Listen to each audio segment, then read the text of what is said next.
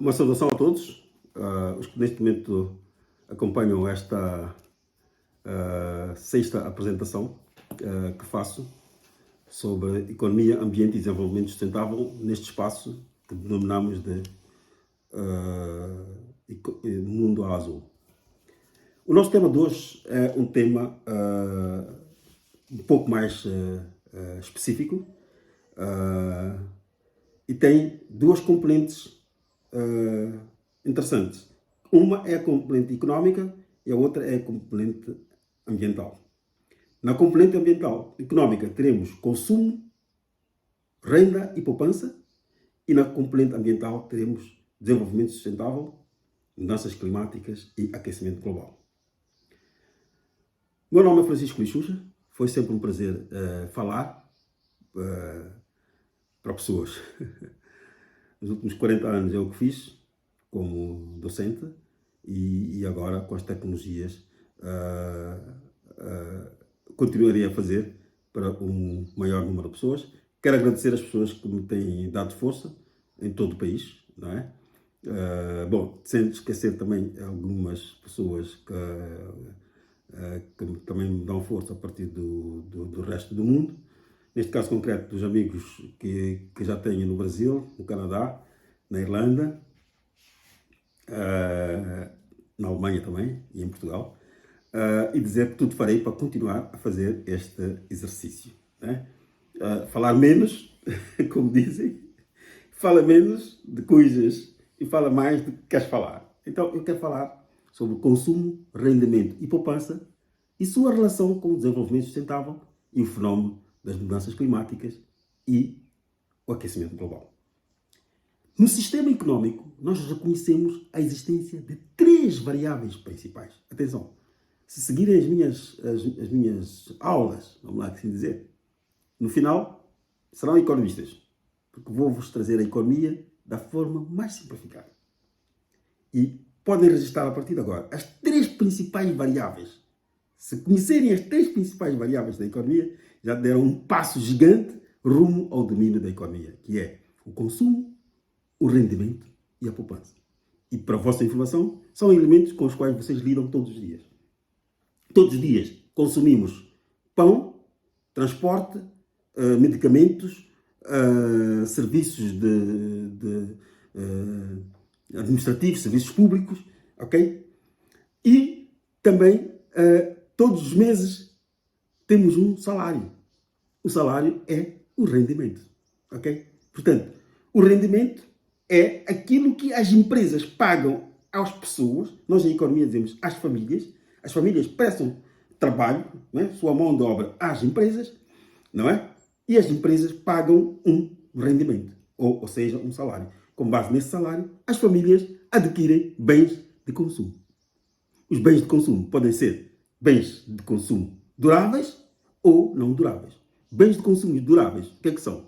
São as casas, as bicicletas motorizadas, viaturas, mobiliário, não é?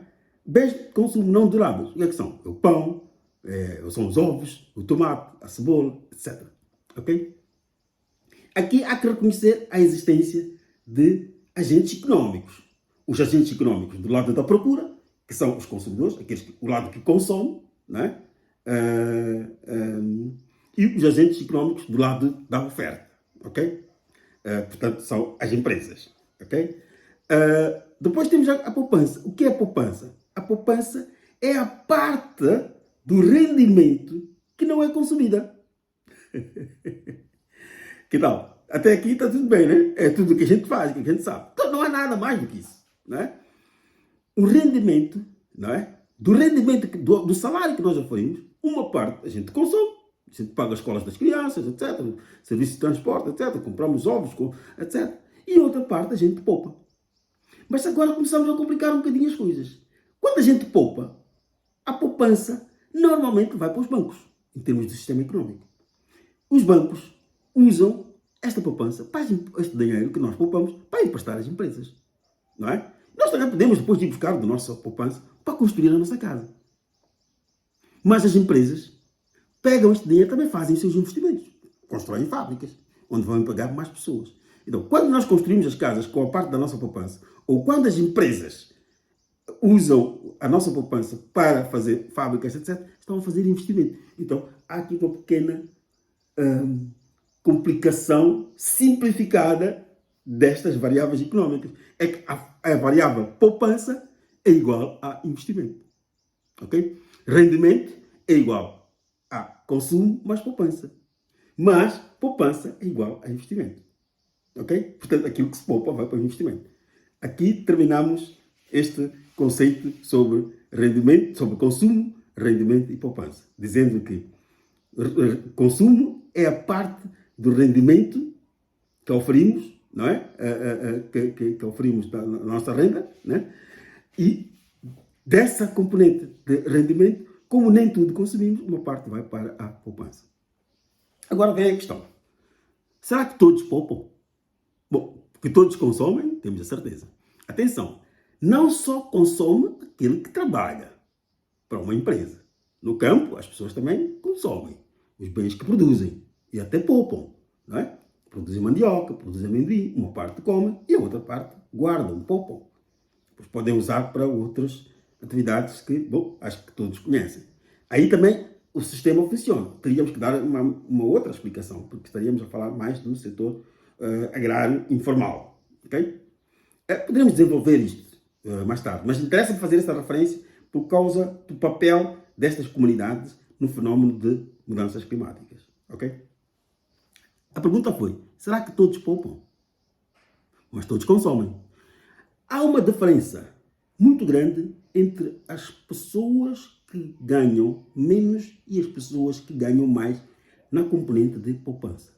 Em geral, pessoas com baixo rendimento, atenção, prestem muita atenção, pessoas com baixo rendimento, consumidores com baixo rendimento, cidadãos com baixo rendimento ou países com baixo rendimento consomem mais do seu rendimento do que as pessoas, consumidores ou cidadãos de países desenvolvidos, onde a renda é muito alta, esses consomem menos da sua renda. Ficou claro isto? Alguns dizem que isto é um bocado confuso. Eu também achava confuso isto, não é? Mas é qualquer coisa que é uma confusão ligeira. Vamos para exemplos concretos. Se considerarmos que uma família, qualquer que seja, em Moçambique, vive com 10 mil meticais, ok? E considerarmos que alguém ganha 10 mil meticais, né? Quem ganha 10 mil meticais é o seu rendimento. Né? Já dissemos que rendimento é igual a consumo, né? Portanto, é igual a consumo mais poupança. Esta pessoa ganha 10 mil meticais de rendimento e consome 10 mil, sobra-lhe alguma coisa para a poupança? Não. Poupança, zero. Sobra-lhe alguma coisa para o investimento? Se investimento é igual a poupança, então também investimento, zero. Quem ganha 100 mil meticais e que consideramos o mesmo cabaz de bens de 10 mil meticais, ceteris paribus, como diríamos em economia, se tudo o resto se mantiver, portanto, se mantivermos constante o cabaz de 10 mil meticais, quem ganha 100 mil meticais e também consome 10 mil meticais, consome apenas 10% da sua renda. Portanto, é aquela explicação anterior. Os que consomem, os que têm baixos rendimentos, consomem 100% da sua renda, portanto, em termos de propensão, como nós chamamos, que é um pouco algo como a proporção da renda que os pobres, que os mais pobres, que os que menos oferem salário, consomem, é quase a totalidade da sua renda. Enquanto que os que mais oferem de salário têm uma propensão a consumir da renda menor. Ok? Logo têm uma maior propensão a poupar. Daqui vem a diferença que depois vai se estabelecer quando passarmos à parte 2 do nosso tema, que é a relação entre consumo, rendimento e poupança e o desenvolvimento sustentável e o fenómeno das mudanças climáticas. Vamos verificar, é o seguinte, é que os países, conforme tenham maiores ou menores poupanças, não é? Eles exercem maior ou menor pressão sobre os recursos naturais. Então, países subdesenvolvidos têm dificuldades de alcançar o desenvolvimento sustentável porque, como poupam menos, as comunidades têm pouco rendimento, têm salários baixos, não é?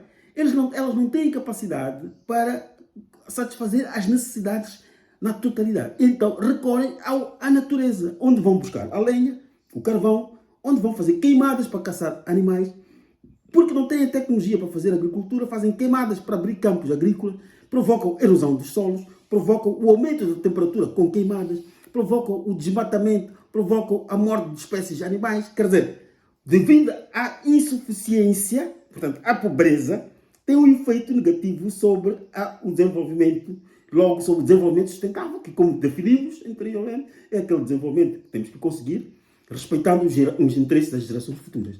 O pobre está a prejudicar o ambiente, logo o seu crescimento ou a satisfação das suas necessidades está sendo feito em prejuízo das futuras gerações.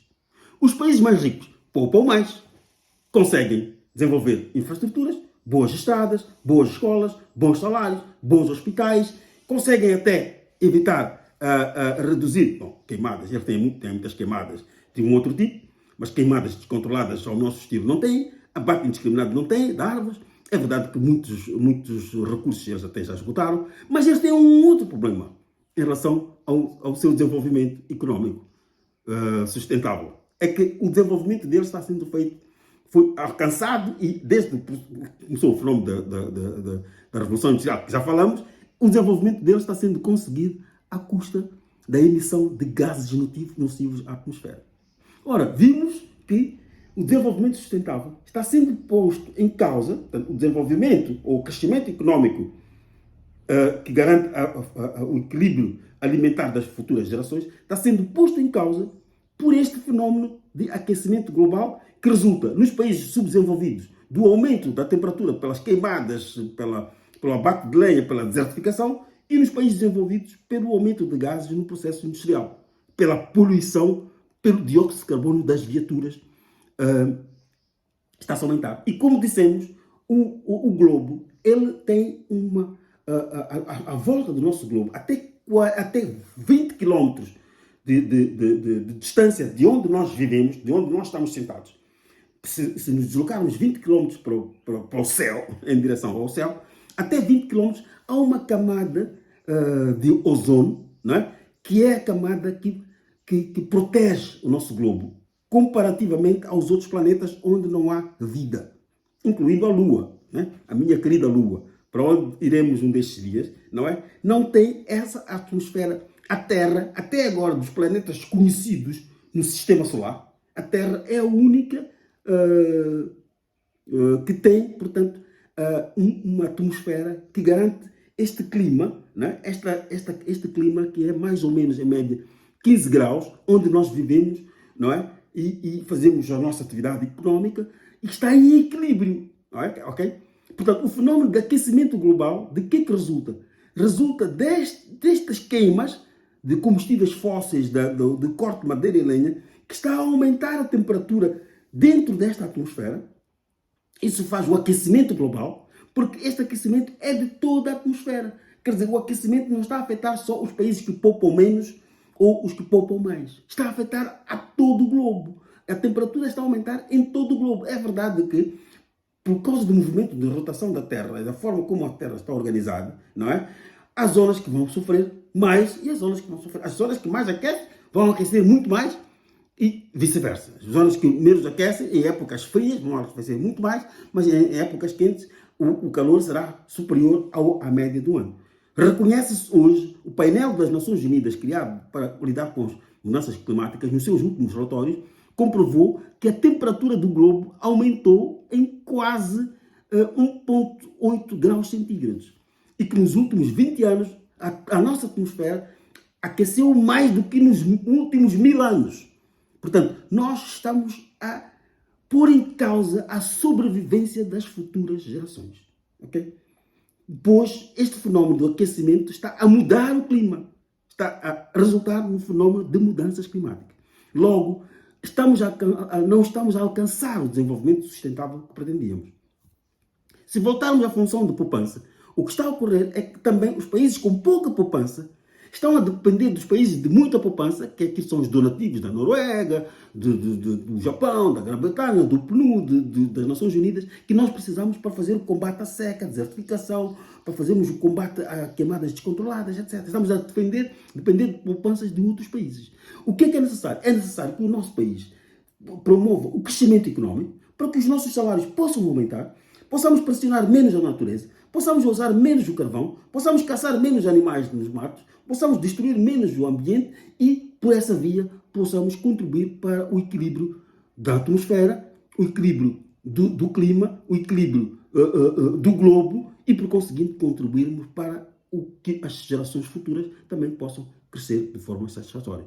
Para isso também precisamos aumentar o nosso conhecimento e estes programas servem também para abrirmos cada vez mais as nossas mentes e podermos servir melhor o nosso país, cada um onde está, na educação, no governo, nas famílias, na comunidade, no campo, líderes comunitários, etc. Espero que este tema chegue a todos. Muito obrigado. Até ao próximo tema. Obrigado.